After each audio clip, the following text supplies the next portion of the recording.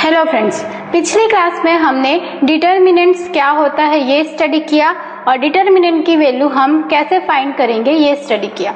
आज की क्लास में हम देखते हैं कि जो हम डिटर्मिनेंट की फिक्स्ड वैल्यू फाइंड करते हैं वो कौन कौन सी प्रॉपर्टीज को फॉलो करते हैं और किन किन कंडीशंस पे डिटर्मिनेंट हमें अनचेंज्ड मिलता है, किन कंडीशन पे डिटर्मिनेंट की वैल्यू 0 मिलती है और किन कंडीशन पे डिटर्मिनेंट हमें इक्वल एंड अपोजिट साइन पे मिलता है।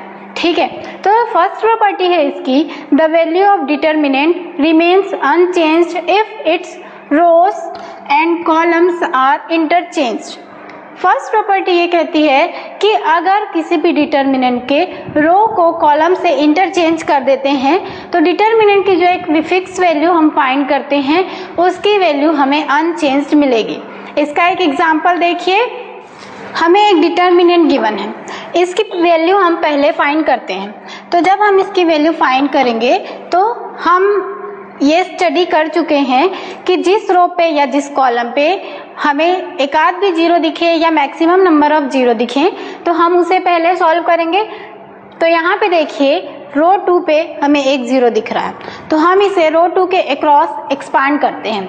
तो रो 2 के अक्रॉस जब हम इसे एक्सपांड करेंगे तो फर्स्ट वैल्यू हम देखते हैं -6। माइनस यहाँ पे इसलिए ले रहे हैं क्योंकि इस रो को यहाँ पे की वैल्यू को हम लिखेंगे A21 और 21 जब हम 2 + 1 करेंगे तो ये हमें एक ऑड नंबर मिलेगा और ऑड नंबर पे हम माइनस लेते हैं तो ये हमें मिल गया माइनस। अब इस रो एंड इस कॉलम की वैल्यू को हम नेगलेक्ट कर दें तो जो बची हुई वैल्यूज हैं उसे हम लेते हैं तो ये मिल जाएगा -3, 5, 5 एंड -7। उसके बाद सेकेंड वैल्यू इसकी 0 है तो सेकेंड टर्म हमें डायरेक्टली 0 मिल जाएगा। उसके बाद हम थर्ड देखें तो यहाँ पे जो वैल्यू मिलेगी इसे हम 8, 2, 3 कहते हैं। यहाँ पे 2 + 3 जब हम करेंगे तो ये भी हमें नेगेटिव मिलेगा, तो इसलिए हम यहाँ पे भी नेगेटिव साइन कंसीडर करते हैं और इसे हम छोड़ के बाकी नंबर्स लिख लेते हैं। तो ये हमें मिल जाएगा 2, -3, 1 एंड 5। अब हम इसे सॉल्व करते हैं तो ये हमें मिल जाएगा -6 और इसे सॉल्व करेंगे तो -3 × -7 इज 21 और 5 × 5 इज 25, -4 और जब हम इसे एक्सपांड करेंगे तो 2 × 5 इज 10, -3 × 1 इज -3 और इस साइन के साथ ये हमें पॉजिटिव मिलेगा। अब देखिए यहाँ से ये हमें मिल रहा है -6 और जब हम इसे सॉल्व करते हैं तो ये हमें मिल जाएगा -4 और ये हमें मिल गया 13।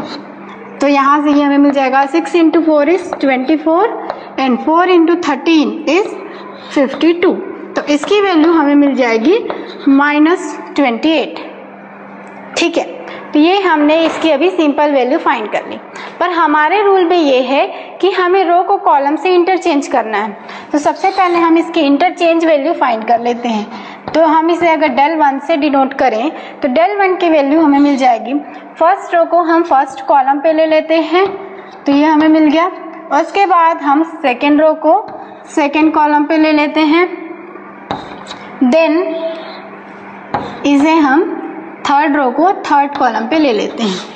ओके, इसके बाद हम इसे एक्सपांड करेंगे तो यहाँ पे देखिए ये 0 साइन हमें यहीं पे मिल रहा है, तो हम अभी भी इसे इसी रो के क्रॉस एक्सपांड करते हैं तो ये हमें मिल जाएगा -3। अब देखिए जब हम इसे एक्सपांड करेंगे तो यहाँ पे हम नेगेटिव साइन लेंगे और इसका फर्स्ट टर्म हमें -3 मिल रहा है। उसको छोड़ के बचे हुए एलिमेंट अगर हम लिखते हैं तब हम लिखेंगे 6, 1, 4 एंड -7, देन ये वाला टर्म हमें 0 मिलेगा।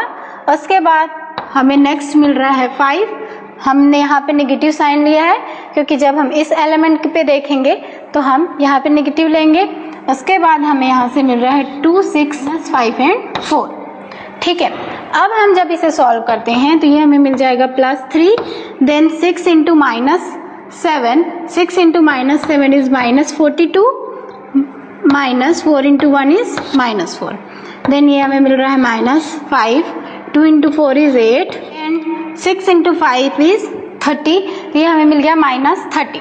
अब हम जब इसे सॉल्व करते हैं तो -42, -4 इज -46, -5, 8 - 30 इज इक्वल टू -22। अब देखिए 3 इंटू माइनस 46, तो जब हम इसे सॉल्व करेंगे तो ये हमें मिल जाएगा माइनस 138, और इसे जब हम सॉल्व करेंगे तो ये हमें मिल जाएगा 110। अब इसे हम जब सब्सट्रैक्ट करेंगे तो इसकी वैल्यू हमें मिल गई माइनस 28। तो देखिए जब हमने इसके सिंपल वैल्यू फाइंड की थी तो हमें माइनस 28 मिला था, और जब हमने इसको रो को कॉलम से इंटरचेंज कर दिया और हम यहाँ पे बस उसी रो के क्रॉस ही इसको एक्सपांड किए हैं, हमने चेंज नहीं किया है, फिर भी हमें वही वैल्यू मिल रही है। तो इसका जो फर्स्ट रूल है उसे याद रखिएगा कि अगर हम किसी भी डिटर्मिनेंट में रो को कॉलम से इंटरचेंज कर देते हैं तो डिटर्मिनेंट की वैल्यू हमें वही मिलती है, उसकी वैल्यू चेंज नहीं होती। ठीक है, अब इसके बाद हम इसका सेकंड रूल देखते हैं।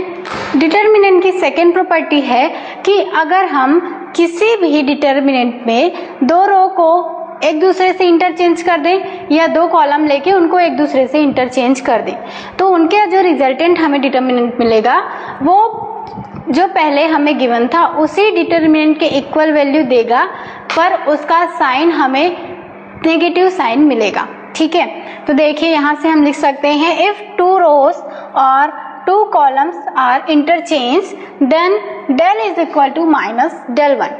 अगर फर्स्ट वाले डिटर्मिनेंट की वैल्यू पॉजिटिव मिल रही है, सेकेंड वाले डिटर्मिनेंट की वैल्यू नेगेटिव मिलेगी, और अगर पहले हमें डिटर्मिनेंट की वैल्यू नेगेटिव मिल रही है सेकेंड टाइम में वो हमें पॉजिटिव मिलेगी। तो ये याद रखिएगा कि अगर हम किसी भी डिटर्मिनेंट पे रो एंड कॉलम को इंटरचेंज करते हैं तो रिजल्टेंट डिटर्मिनेंट की वैल्यू वही रहती है in magnitude, but in sign वो चेंज हो जाती है।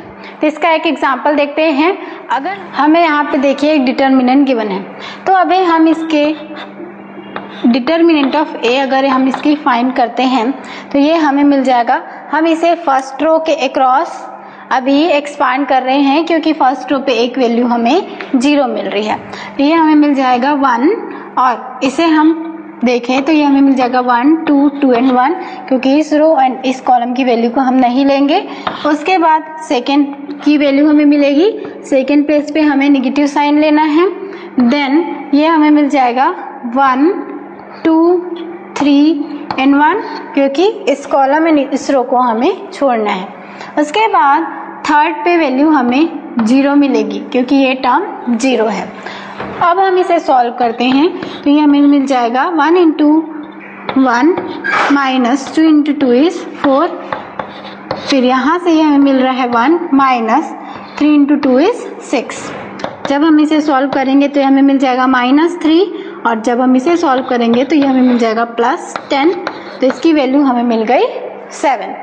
अब रूल के हिसाब से हम क्या करते हैं, किन्हीं भी दो रो या किन्हीं भी दो कॉलम को इंटरचेंज करते हैं।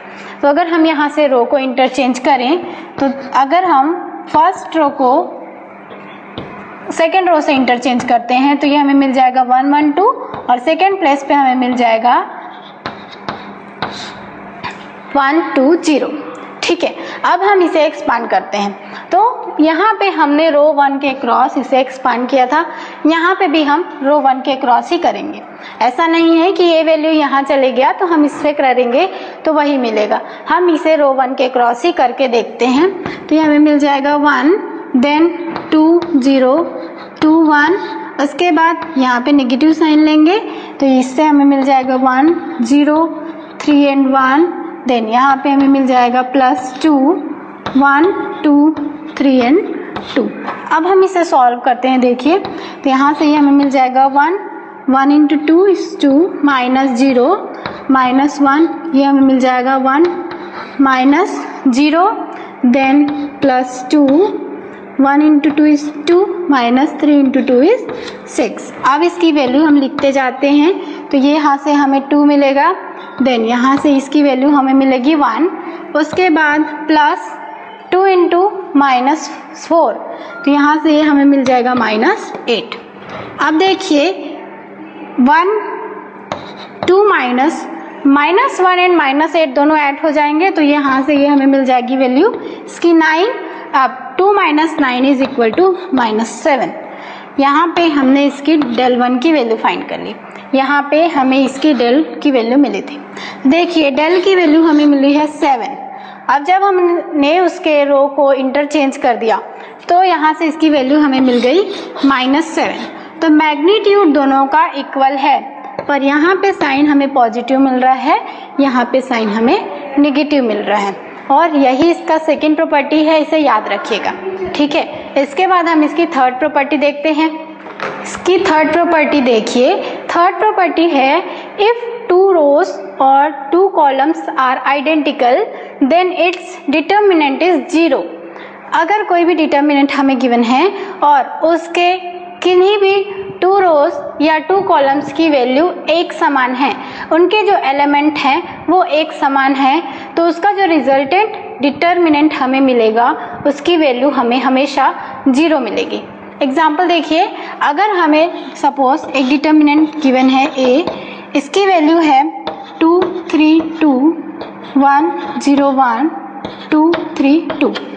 यहाँ पे देखिए first row and third row की वैल्यू एक समान है, तो इस रूल के हिसाब से इसका जो हम डिटर्मिनेंट फाइंड करेंगे, डिटर्मिनेंट ऑफ ए, इसकी वैल्यू हमें 0 मिलनी चाहिए।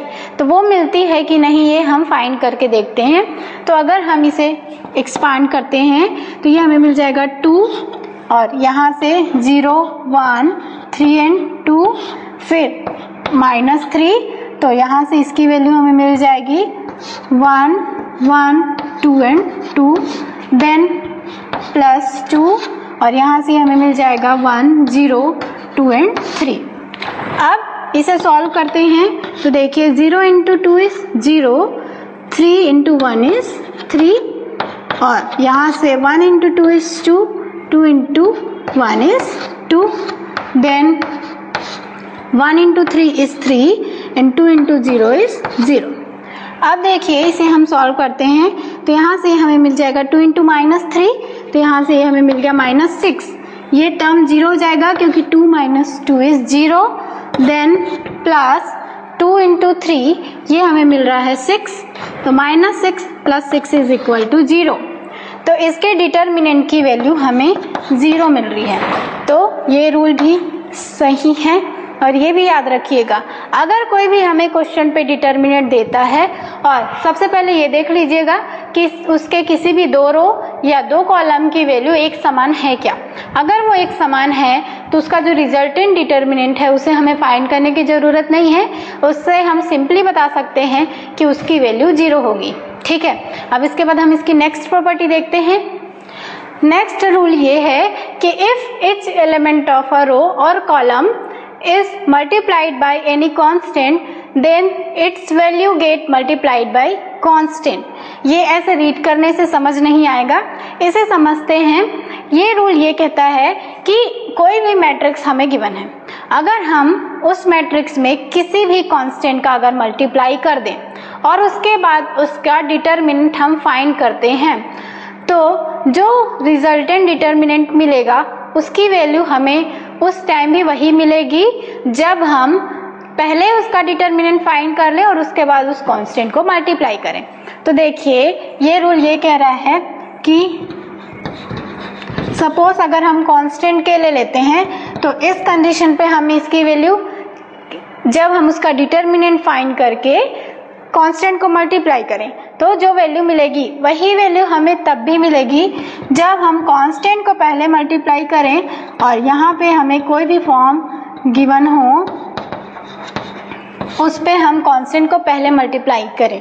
शर्त ये है कि इस कांस्टेंट को हमें किसी भी एक रो या किसी भी एक कॉलम के साथ मल्टीप्लाई करना है, सारे एलिमेंट्स के साथ मल्टीप्लाई नहीं करना है। ठीक है, इसका भी एक एग्जांपल देखते हैं। देखिए हमें क्वेश्चन गिवन है 1 2 0 0 1 3 1 4 2। ये एक हमें डिटर्मिनेंट दिया है। अब इसके हम डेल की वैल्यू फाइंड करते हैं। तो इसे जब हम एक्सपांड करेंगे, सबसे पहले हम इसका सिंपली फाइंड कर लेते हैं। तो ये हमें मिल जाएगा 1 और 1 3 4 2 देन -2 0 1 3 2। थर्ड टर्म डायरेक्टली हम 0 लिख सकते हैं क्योंकि ये साइन 0 है, हमने इसे रो 1 के क्रॉस एक्सपांड किया है। अब ये हमें मिल जाएगा 1 into 2 is 2, 4 into 3 is 12 minus 2, और हम जब इसे सॉल्व करेंगे तो ये हो जाएगा 0 माइनस 3।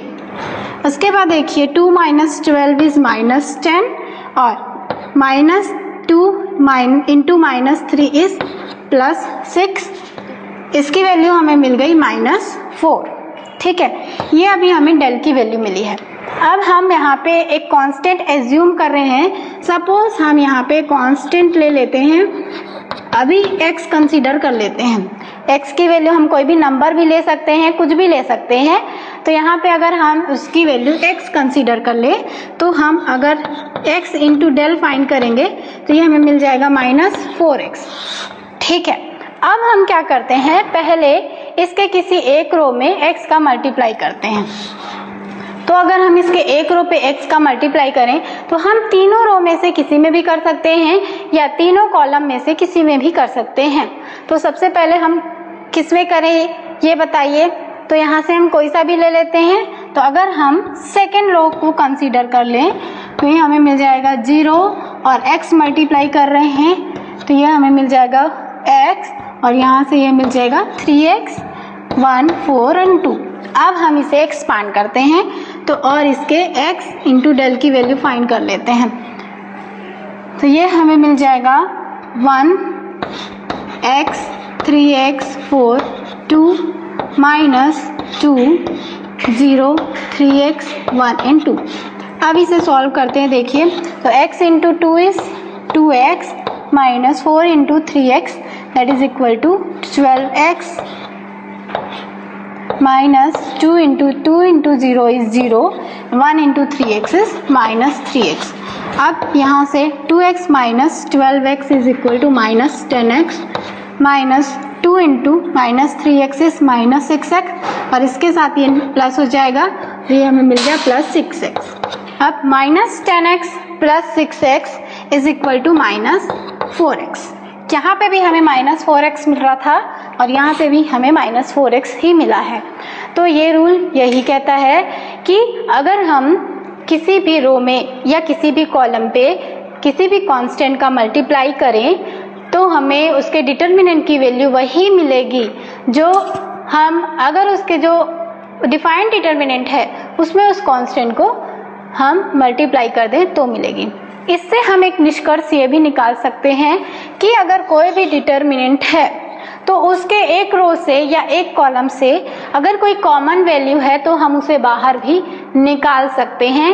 ये इसकी सब प्रॉपर्टी है, ये भी याद रखिएगा, ये भी हम लिखते हैं। देखिए अगर कोई भी डिटर्मिनेंट हमें गिवन है तो उस पर हम ये रूल भी अप्लाई कर सकते हैं। We can take out any common factor from any one row और एनी वन कॉलम। किसी भी एक रो या किसी भी एक कॉलम से हम कोई भी कॉमन फैक्टर को बाहर ले जा सकते हैं। एग्जाम्पल देखिए,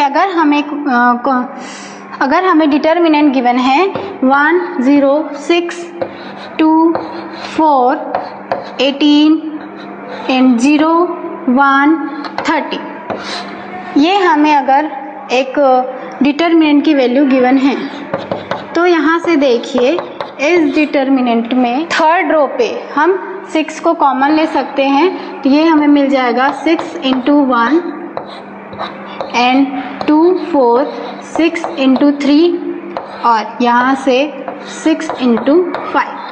तो यहाँ पे जो थर्ड कॉलम है इसके थर्ड कॉलम पे 6 एक कॉमन फैक्टर है तो हम उसे कॉमन लेके बाहर ले जा सकते हैं तो ये हमें मिल जाएगा 6। उसके बाद डिटर्मिनेंट की वैल्यू हमें मिल जाएगी 1 2 0 0 4 1 1 3 5। ये हमें इसकी डिटर्मिनेंट की वैल्यू मिल गई। तो इस रूल के बेसिस पे हम अगर किसी भी रो में या किसी भी कॉलम में कोई कॉमन फैक्टर बाहर ले सकते हैं तो हम उसे बाहर ले जा सकते हैं, या किसी भी कॉमन फैक्टर को मल्टीप्लाई करना चाहें किसी सिंगल रो में या किसी सिंगल कॉलम में तो हम कर सकते हैं और उसके डिटर्मिनेंट की वैल्यू उससे चेंज नहीं होती है।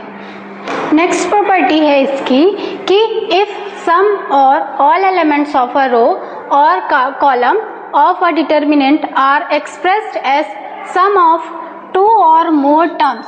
अगर कोई भी डिटर्मिनेंट के अगर किसी भी डिटर्मिनेंट का कोई रो या कोई कॉलम एक्सप्रेस हो रहा है टू और मोर नंबर्स के सम के फॉर्म पे, then the determinant can be expressed as sum of two और मोर डिटर्मिनेंट्स.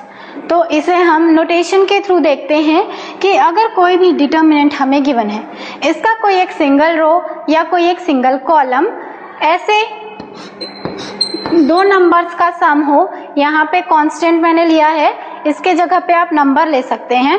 तो यहाँ पे किसी भी दो नंबर का सम हो या दो से अधिक भी हो सकते हैं.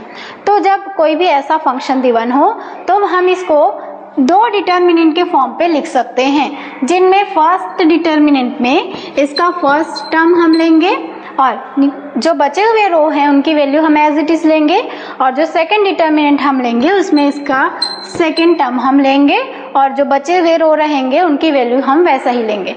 अगर कॉलम में ऐसा मल्टीप्लाई रहेगा, अगर कॉलम में ऐसा कोई दो टर्म्स का एडिशन होगा तब हम कॉलम को चेंज करेंगे और जो बचे हुए दो कॉलम्स होंगे उनकी वैल्यू को हम एज इट इज लिखेंगे. यहाँ पे दो टर्म्स हैं और उनका सम है. अगर यहाँ पे हम थर्ड वैल्यू भी ले लेते हैं तो हम यहाँ पे एक थर्ड डिटर्मिनेंट को डिराइव कर देंगे. तो जितने नंबर ऑफ फंक्शंस के सम होंगे, एडिशन होंगे, उतने नंबर ऑफ हम डिटर्मिनेंट्स बना सकते हैं. तो ये रूल है, इसका हम एक्सप्लेनेशन करके भी देख सकते हैं. तो देखिए, इसे जब हम एक्सप्लेन करेंगे तो ये हमें मिल जाएगा a प्लस लैम्डा 1, और यहाँ से ये इसकी वैल्यू हमें मिलेगी इन फोर टर्म्स की. तो इसे हम डायरेक्ट लिख सकते हैं ei माइनस hf. उसके बाद इसे हम करते हैं तो ये हमें मिल जाएगा b प्लस लैम्डा 2, और इसके लिए हमें मिल जाएगा di माइनस gf. उसके बाद थर्ड है c प्लस लैम्डा 3, और इसके लिए हमें मिल जाएगा gh minus ge, dh minus ge. ठीक है, अब यहाँ पे दो टर्म है, यहाँ पे भी दो टर्म है, यहाँ पे भी दो टर्म है. पहले हम क्या करते हैं, सिंगल सिंगल टर्म्स को ले लेते हैं. तो ये हमें मिल जाएगा ei माइनस hf. फिर इसके लिए हम b ले लेते हैं, तो ये हमें मिल जाएगा di माइनस gf. देन यहाँ पे हम c ले लेते हैं, तो ये हमें मिल जाएगा dh माइनस ge. ठीक है, ये हमने इसके फर्स्ट टर्म्स को ले लिए. अब हम ऐसे ही इसके सेकंड टर्म्स को लेते हैं.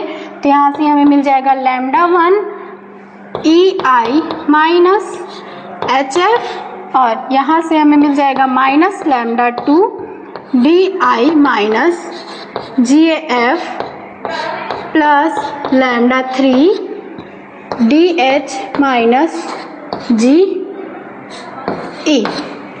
ठीक है, अब देखिए हमें यहाँ पे दो एक्सप्रेशन मिल गए.